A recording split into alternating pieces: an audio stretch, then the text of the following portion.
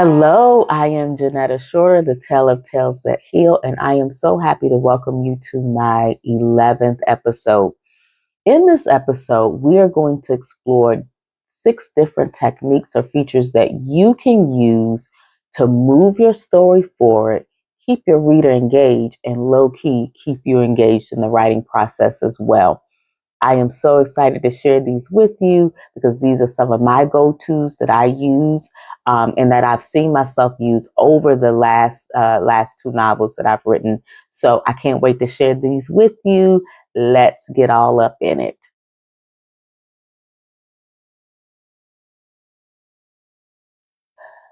One of the techniques that I have enjoyed using and I've seen myself do as of late, especially in the current novel that I'm writing, That Day in August, is starting out with dialogue first. What does this do? One, it really directs the chapter. It directs the expectation of the chapter for the reader while also building that anticipation in the reader to see what's going to happen next. The other thing that it does is it really helps to pull the reader into the the world and the mind and the things that have happened. You know, I have used this as a way of telling backstory in a sly way. I have used it to introduce what's to come in the scene, what's to come and to be expected in the scene. So, in essence, it's used as a build up, as a builder for the scene. And also, if you're really smart in weaving, and this is something I'm learning to do, it's not innate. It's just something that I'm learning to do as I'm writing. You could also use that entry into dialogue to move the plot forward towards the eventual end of the novel.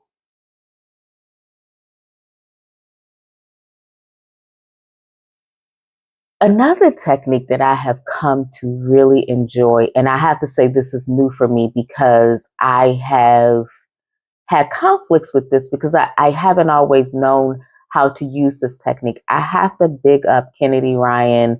I just finished reading her novel, Can't Get Enough.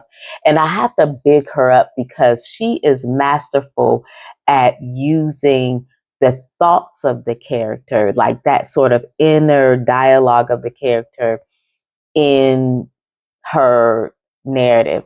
The problem that I've had with it that I couldn't really quite get is I was trying to figure out, am I showing versus telling? And you know what? I think showing and telling it's such a fine line for a writer, but she has used this in a way to really get into the mind of the character, expressing thoughts and feelings, and she's used it in a way to weave in backstory.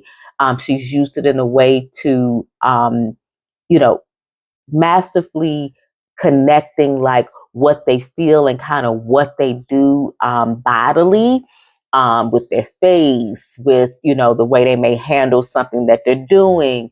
And so that's something that I've been playing with, and I am getting I'm getting more and more comfortable with this approach when, especially in writing in first person, because in my new novel, That Day in August, I'm writing and experimenting with writing in first person for the very first time.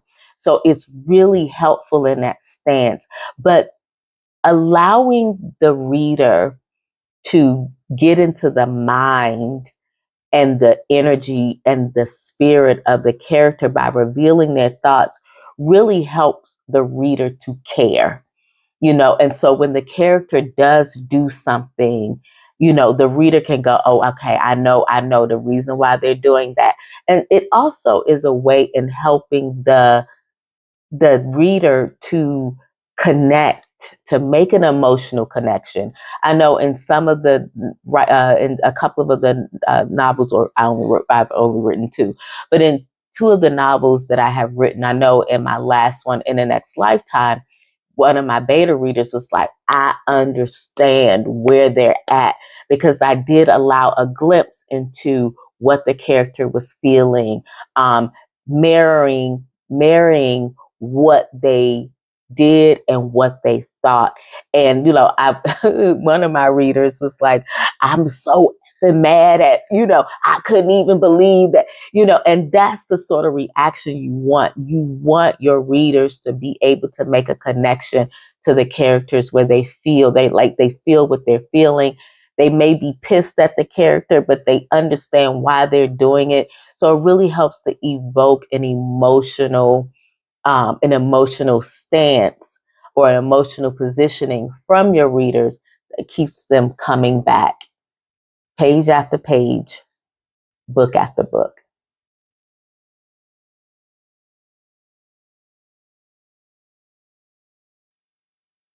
When I was writing In a Next Lifetime, I had the idea of pulling characters from Magnolia's Bloom in May into that book.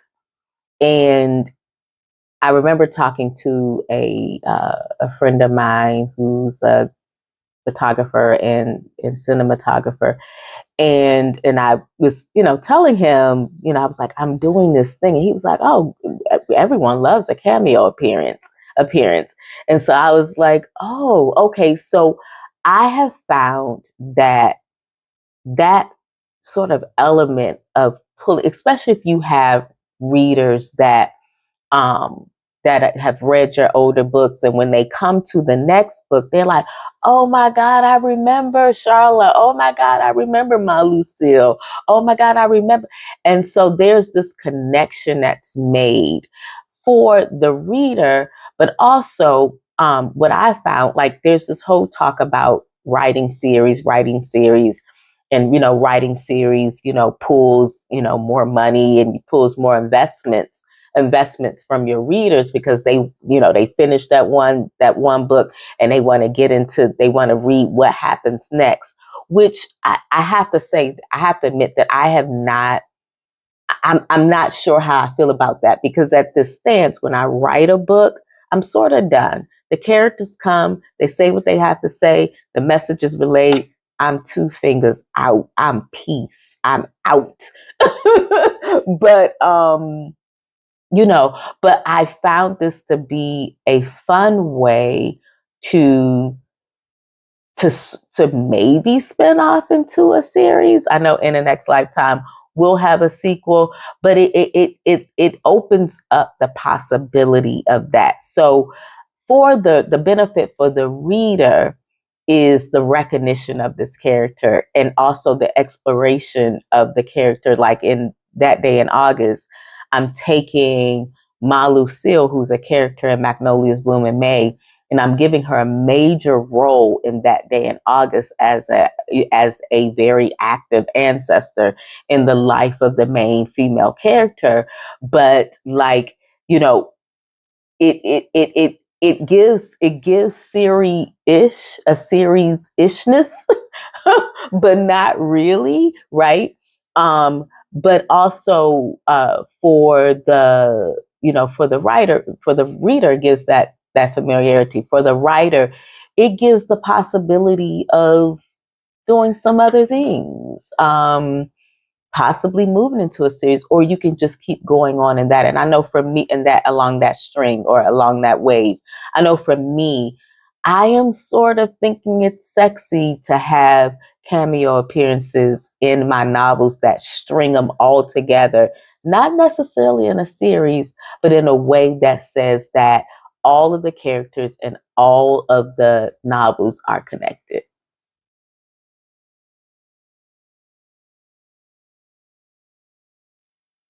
One of the techniques that I have come to love is ending the chapter with either a thought, an action, an activity. And lately, this last chapter that I wrote for That Day in August, it was a text. And but ending a chapter on this cliffhanger makes the reader go, I know I gotta go to bed, but Ooh, okay, what's the, and then because I do this myself. Like if I'm reading a book and it like leaves me on on literary read, I'm like, I need to. Let me just, okay, it's three more chapters and I'll go. It's three more pages. I'll go forward and I'll go. Okay, I could do it. I could do it. No, I got to go to bed and I'm tired, but I need to read the next. So that is one of the things that for a reader, right? Like it keeps them turning that page. It keeps them turning that page. And I know for me as a writer, it also keeps me wanting to write.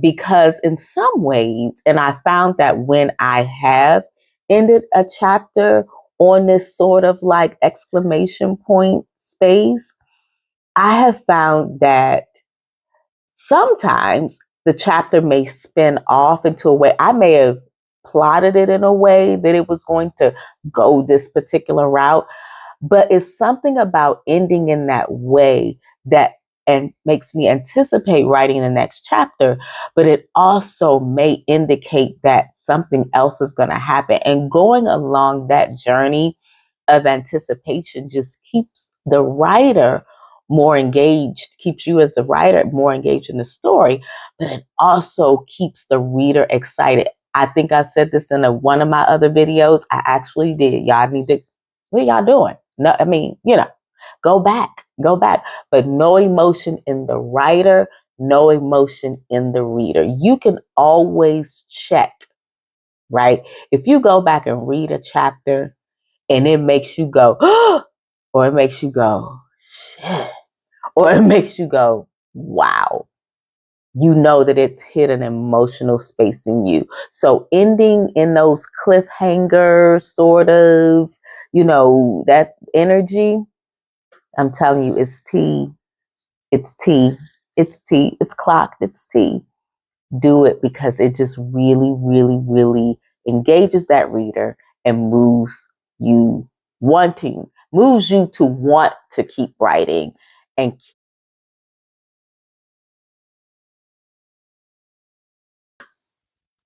the return of chapter titles. When I was a little girl, Ramona Quibby by Beverly Cleary was my favorite. Like every time she came out with one of those books, I was at the library. I was at the library getting all of them. And I would come home, eight, eight books in my arms. I would go into my room and I would shut the door and I would just read. I would read under moonlight. I would read under any light. Part of the thing was I was always punished. So it served the purpose because now I'm a writer. But anyway, chapter titles is just amazing. And one of the things, like as I was growing up and reading books later, I had to get adjusted to the fact like people don't use chapter titles no more. And like, so my first book, Magnolia's Bloom in May, I didn't use chapter titles. But my second book, In the Next Lifetime, I was like, I'm returning back to chapter titles because it's something about coming to a new chapter and being like, ooh, well, what does that mean? It's like a mystery to be uncovered when when you see a chapter title and you're like, oh, there's something going to happen. It just gives that anticipation. And like for me, as a reader, I love seeing that. But as a writer, like after like my practices, I will write the whole chapter first. And then at the end, I'll kind of skim the chapter and I'll be like, okay, what words are coming up? And then I'll entitle it something. But it is just so dope to go back to chapter titles. Like, we're not too grown for chapter titles, and so that's just another feature that I would invite you to explore. Whether you're writing a romantasy, I know I'm quite sure fantasy writers, actually incorporate chapter titles. But whatever you're writing, put a title on it.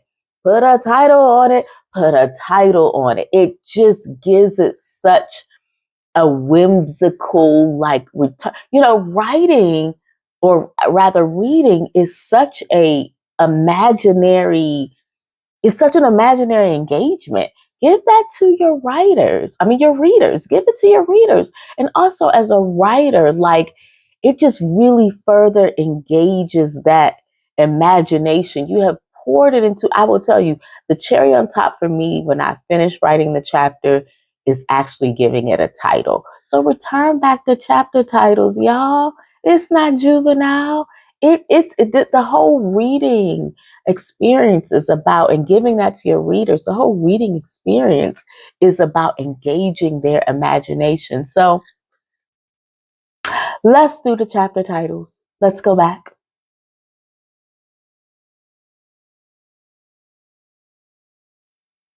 Last but not least, one of the elements that I have come to really love is adding a playlist.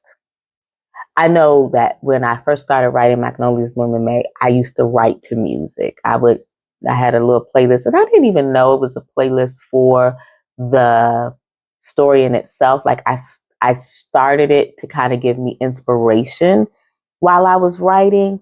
But one of the things, and this is a trend that I've been seeing with other authors, is they have a playlist that corresponds to either the particular chapters or just to the story in itself. So in A Next Lifetime, when I wrote it, I had chapter titles, because we just talked about chapter titles, but I also had wine pairings because my main character was a master sommelier, but I added the song that corresponded. So when I set it up in the back of the book, um, there was the QR code, but there also was all of the songs that corresponded to the chapters. And so some of our readers have said, I didn't get a chance to listen to, all the songs or I did listen and oh my God, like, that's a dope playlist. So adding your playlist, whether you do it chapter by chapter or whether you just have